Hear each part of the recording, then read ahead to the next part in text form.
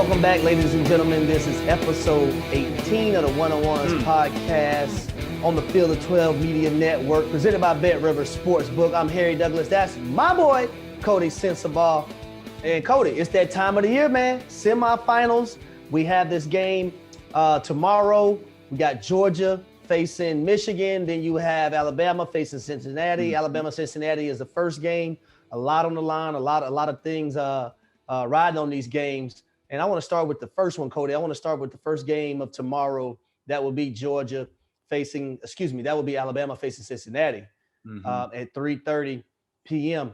And when I look at this game, Coty, there's a lot of unique things that can transpire in this game. And I want to go towards the history of a Nick Saban defense and the kind of makeup of offenses that have given this defense that's led by him issues, right? It's a dual threat quarterback. Yes, sir. That's what Desmond Ridder is, right? It's an offense that plays with pace and tempo. Now, I'm hoping with this time off that Luke Fickell and this offense and these guys have developed some kind of tempo offensively, because up front on the offensive line, I don't think they can hang with Alabama for 4 quarters. And we've seen that actually transpire last year when they played the University of Georgia in their bowl game. They hung in there. But after a while, that defensive line of Georgia pounced on the offensive line of Cincinnati. And I think the same thing will happen if they don't use tempo, if Desmond Ridder doesn't use his leg. I think Desmond Ridder in this game has to be great. He can't be good. He can't be mediocre. If he's not great, then I don't think Cincinnati has a chance. Now, on the flip side of that, when I look at Cincinnati and I look at their defense, they got to get pressure. They got to get pressure on Bryce Young. They can't let him sit back there in that pocket and pick him apart. And I understand that they have corners, Kobe White and Amar Gardner, who are top-level, top-notch guys who can play the position at a high level. But if you let the Heisman Trophy winner, the greatest quarterback that Nick Saban has ever had, the first quarterback in Alabama history to win the Heisman Trophy, sit back there all day long, which Georgia allowed him to do a few times, he's going to pick you apart. So when you look at this Cincinnati defense, what are some of the things you think that they need to do to try to slow down the offense of Alabama and Bryce Young? I got to go with exactly what you said. That front 4, front 7, however they're going to pressure, they have to make Bryce Young uncomfortable. They have to get him off the spot. If they allow him to sit back there and go through his reads, as great as those corners are, I feel they're the best corner duo in the country. They're going to have a long night ahead of them, because if you don't get Bryce Young off the spot, it becomes 7-on-7. And anybody that has any knowledge of football understands that's an offensive drill. And more times than not, the offense wins that drill, because like we've said earlier on this show, many times on different episodes, pass rush and coverage go hand in hand. And when you look at a lot of the top corners in the world, whether it be Jalen Ramsey, Trayvon Diggs, who's having a hell of a year, Stephon Gilmore throughout his career, they've been behind guys that can rush the passer. You know what I'm saying? When you got guys that can get pressure on the quarterback and knock them off the spot, as great as these quarterbacks are in today's game at any level, they're all different when they're being pressured and they're getting knocked off the spot. They just become different guys. And I think that's the only chance Cincinnati's defense has to be successful. They have to not only get Bryce Young off the spot, but they have to expose that Alabama offensive line like some other teams have done this year. Now, when Alabama played against Georgia, who I feel has the best front 7 in all of college football, they answered the bell accordingly. So it'll be interesting to see that matchup. And I think the biggest hurdle that Cincinnati has to get over is coaching, because Nick Saban, he can demoralize a team just with his schematics and the way he goes about ball. It's a lot like Bill Belichick. And we seen that 2 or 3 weeks ago, however long it was ago, with Kirby Smart. And Kirby Smart actually coached under this guy, and he still doesn't know how to handle him. But something that Cincinnati does have going for them is their matchup against Georgia last year.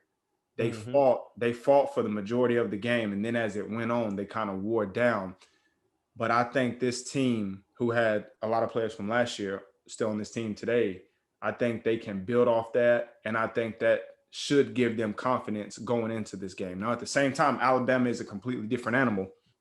But like you said, with history, experience is your best teacher. And I'm going to go a step further with their quarterback. I not only think he has to be great, I think he has to be hands down the best player on the field. I think he has to be the best player on the field. I think he has to throw for 250 plus and run for anywhere from 70 to 80 plus. And once they get in the red zone, they have to convert, and he has to take care of the ball, because that quarterback on the other side of the field, he can put up points and he can put them up in a hurry. So this is not going to be some 10-7 shootout or 10-3 shootout. You know what I'm saying? It's not going to be nothing like that, because it's too much talent on both sides. And it's going to be an exciting game. I think the spread is maybe 11 or 13. I could see it going either way. I could see it being a blowout, and I also could see it being close. So it'll be interesting to see. But I think Desmond Ridder has to be the absolute best player on the field. And that pass rush of Cincinnati has to go apeshit. They have to. Yeah, I agree with you. And I also think offensively, we talked about Desmond Ridder, but I think the running back Jerome Ford has to be excellent as well. He has to go for at least 100 plus. If I not believe their receiver who started developing a better connection with Desmond Ridder at the end of the season, Alec Pierce. I think he has to be miraculous. I think their tight end, Wiley, he has to be great. We talk about Desmond Ridder, but the pieces around Desmond Ridder have to do their part as well. Yep. They have to do their part as well, because it has to be a total team effort. The offensive line, they're only going to be able to do what they're allowed to do. Listen, you're going against an Alabama defensive front, DJ Dale, all those guys, man, Mathis. Listen, my man that led the country in sacks and tackles for loss. They're outmatched, and we know that. So I think they're going to have to find ways, and even some trick plays. Some trick plays may have to go in there as well. They have to find a way to get Alabama on their heels. Yep. They can't let Alabama sink their toes in the ground and just play. They have to have them thinking, and a lot of that comes with tempo, like you mentioned. Like, you can't allow those guys to be comfortable. They have to be thinking, and they have to have their hands on their hips, breathing heavy. And I also like Desmond Ridder. I've seen him sometimes this year watching his film, where in a lot of these games, guys were open and he missed throws. This is a game where if someone's open, you have to hit the throw. You can't miss it.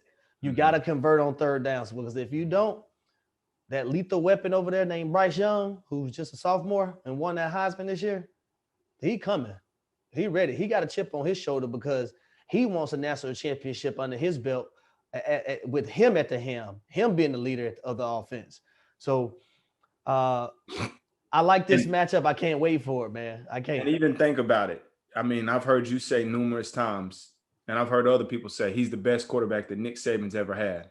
Yeah. Those other Nick Saban quarterbacks have national championships. That's the only thing he's missing on his resume to stamp him unequivocally, in my opinion. You know, I mean, he's won the Heisman and he's broke all these records, but like I know, at the end of the day, it's about winning championships. That's right. Especially in that program. So this can seal off a hell of a sophomore campaign and really cement his legacy where it's undeniable. There's nothing you can say wrong about him. And I listen, you brought up Nick Saban. Luke Fickell is a damn good coach for Cincinnati. Yes, so sir. I'm looking forward to seeing if adjustments need to be made, what adjustments he's going to make, because that's one of the things that we did not see from Kirby in the SEC championship game. So I'm looking to see or Nick Saban, if he has to make adjustments to Cincinnati. I'm looking forward to seeing those two head coaches making the proper adjustments that either team needs to make in order to try to propel their team to get a win too. Yes, sir. It's going to be a hell of a chess match between those two. And it's going to be exciting to see. But Cincinnati has their hands full, that's for sure. Let me tell you guys a little bit about our partners over at BetRivers Sportsbook. If you haven't signed up with BetRivers yet, now's the time, because they're offering a $250 match bonus for your first deposit. What sets them apart is that they require just one play through to turn your bonus into cash money. With their new Rush Pay Instant Approval, withdrawing your winnings is safer, more secure, and more reliable. With bowl season underway, get in on the action by going to betrivers.com today or by downloading the BetRivers iOS app. Must be 21 years or older. Gambling problem? Call 1-800-GAMBLER. Now the next matchup later that night at 7:30 p.m. Eastern time, that is, you have the Georgia Bulldogs versus the Michigan Wolverines. And this, I think this is the most anticipated matchup of the two. When you talk about the semifinals, college football playoffs, this you talk about heavyweights, you talk about physicality. This game is gonna have it. You look at the defensive line of Georgia, you look at the offensive line of Michigan. Coty, I'm gonna go ahead and tell you this. I've been watching a lot of film. This Michigan offensive line, those tight ends, grown. Listen, they physical now. They grown. They want to play a brand of football to where they move a man against their will from point A to point B. Now that's gonna be hard because that Georgia front seven is pretty damn stout and they can play the game of football too. But there's numerous of occasions. Let me tell you how I know this team loves one another, how they love being around each other, how they just play for one common goal. There's multiple times where I see whether it's a running back, a tight end, a quarterback, or a wide receiver running the football, and you see old linemen, you see tight ends, you see quarterback J.J. McCarthy one time in the Big Ten championship game, receivers, you see guys running back sprinting downfield to get the necessary blocks to spring their man for bigger plays than what they already have gotten up until that point. And that's when you know, man, that's when you know your head coach has sent a message and everybody in that program has got the message. I look at them defensively. It's a standard. Yep. They're physical.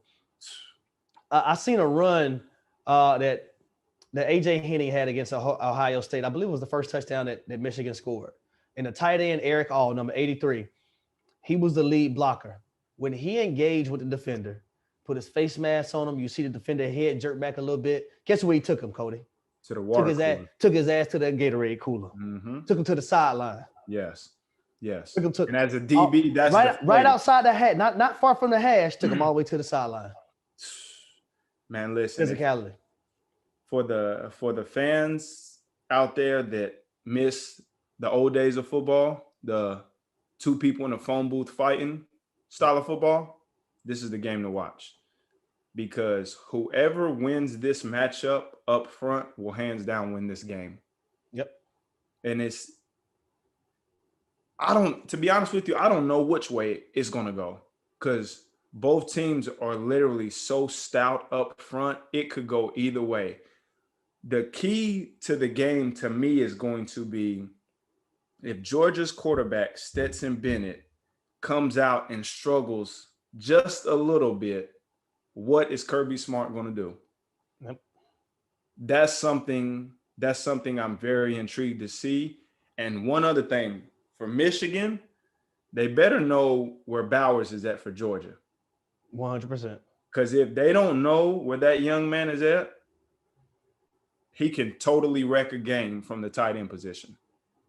And I'm interested to see how Georgia bounces back from that ass whooping they took a couple weeks ago. That was the first time Georgia had been punched in the mouth all year.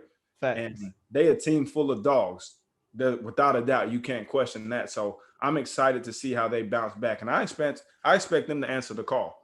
But at the same time, those two DNs from Michigan can totally wreck a game. So the same way Michigan better know where that tight end is at, they better know where those two defensive ends is at, because if not, Stetson Bennett or Barrett or whoever they put in there is going to have a long day. Yeah, Aiden Hutchinson and Ajabo, man, those two guys have been phenomenal. Aiden Hutchinson was a Heisman finalist runner-up this year in 2021. So he plays a brand of football, man. And he went on a podcast recently, and I believe it was, who was? I can't remember who asked him. But when he was talking shit to an offensive lineman, then he was basically telling him, I'm about to bring it, let's go. And knocked him on his butt. knocked him on his butt. So he plays a different brand of football. And when you look at this Michigan football team defensively, they might be without one of their most important DBs. Excuse me, Daxton Hill. So he hasn't made the trip yet. It's not really out. What's the reason why? So that's one of the things I'm gonna be looking forward to tomorrow and seeing is he with the team, and if he is with the team, what is his game shape gonna be like? Because he hasn't been with the team up until this point practicing, and their secondary, which is led by DJ Turner, then you have Vincent Gray, and then you have Daxton Hill. With Daxton Hill being that third guy playing the slot, possibly with the opportunity to guard an athletic tight end like Bowers. If he's not able to go, that's going to be a huge miss for the Michigan defense. And Georgia, I think Georgia has to be able to run the football. Absolutely. Georgia has to be able to run the football because I think Michigan, if they're smart, I'll come out and just say, you know what? I'm going to stack the box and stop the run. Mm-hmm. And I'm going to force Stetson Bennett to beat me with his arm. Mm-hmm. Now, granted, Stetson Bennett this year, and I got to say this, he's been phenomenal this year. Now he's second in college football with yards per attempt, 10.1. He's fourth in QBR. But when you run into like a powerhouse like Alabama, who put up points, and then now you got to come from behind and try to win, it didn't work out. Now, if Kate McNamara and that run game and that pass game gets going and they're balanced, they go to scoring points. Can Stetson Bennett be that guy? Can he be that guy? That's going to be the question. Mm-hmm. And that's one of the things that we're going to have to look out throughout. On the back end from Georgia, they coming off probably their worst performance of the year, right? Yes. Giving up all those yards to those receivers and Bryce Young in the SEC championship game. I want to see how they're going to bounce back because a lot of people sleep on these Michigan wide receivers. They got to understand, Michigan is a run team first. They have about 4 to 5, maybe 6 guys where they spread the ball out too. Mm-hmm. So, yes, you're not going to have a guy who's going to have 1,000 yards. Their number one guy, Ronnie Bell, got hurt early on in the year.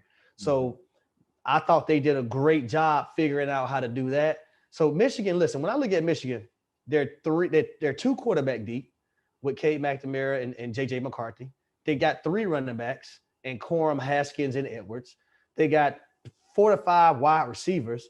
They're 2-3 tight end deep. So you see the offensive line. They're deep at every position offensively, and they can present problems. But I'm looking forward to seeing mano a mano. I want to know who the big bad wolf when it comes to this offense of Michigan and this defense of Georgia.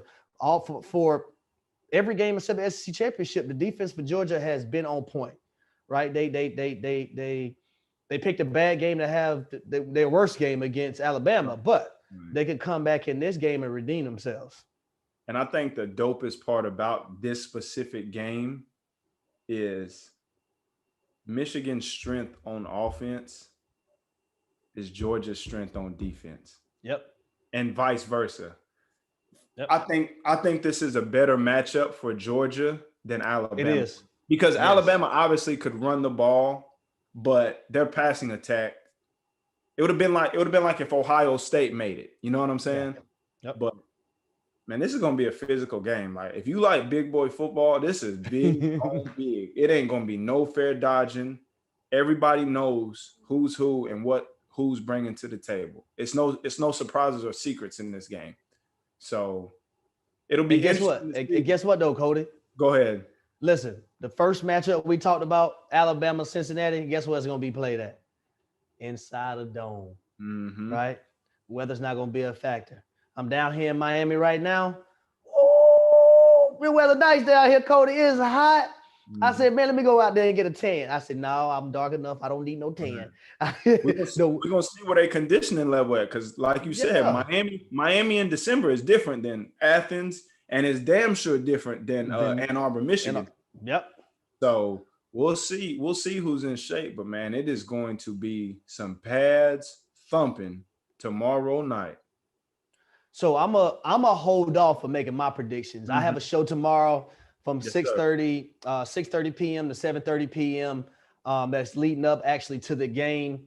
It'll be on the ESPN app, on YouTube, on Twitter. all the digital programs for ESPN. So make sure y'all check that out. That's why I'm actually going to give my picks. You know, I still got a lot of film I need to watch, Coty. I got a whole nother night. So I like to take, you know, I like to take every angle before I make my picks and stuff, man. So I'm gonna hold off to tomorrow for mine. It's like when you in the league, it's like that Saturday night at the hotel. And after your meetings, you like, man, let me go back and watch a couple more things to see if I can get one or two more nuggets to go into the matchup. But who you got in the first matchup, Alabama versus Cincinnati? Who you got and why? I'm going with Alabama. Okay. And my second one, I hate to say this because we've already seen this matchup and I would like to see something different. But in the second matchup, I got to go with Georgia. I think Georgia has been the best team in the country every week this season besides the SEC championship. So I think they will get back to form, and they hear the chatter going on out there about them. You know, so I think they'll answer the call, and I think we'll see that team that they have been all year. But shit, Michigan been a hell of a team all year. They lost one game to Michigan State where my man Kenneth Walker just went bobo. And the funny thing about that one loss is that because a lot of people are like, well, maybe Michigan is a fluke this year. No, they ain't no fluke. No, because see, Michigan was up and dominated in that entire football game until up to a certain point where Kenneth Walker just went off. Yeah. And seeing Kenneth Walker go off like that, I'm like, okay, maybe Georgia with White and Cook and those guys, maybe they can figure out this. They got a three-headed monster, you know? Yeah. So you got Georgia winning, you got Alabama winning. That would set up the national championship in Indianapolis being a rematch. I'm gonna hold off for mine, y'all. I got some more stuff I need to do first. But that is episode 18 of the One-on-Ones podcast. Semifinal games will be played tomorrow. First one at 3:30, second one at 7:30. We'll see y'all next week for the national championship. Yes, sir.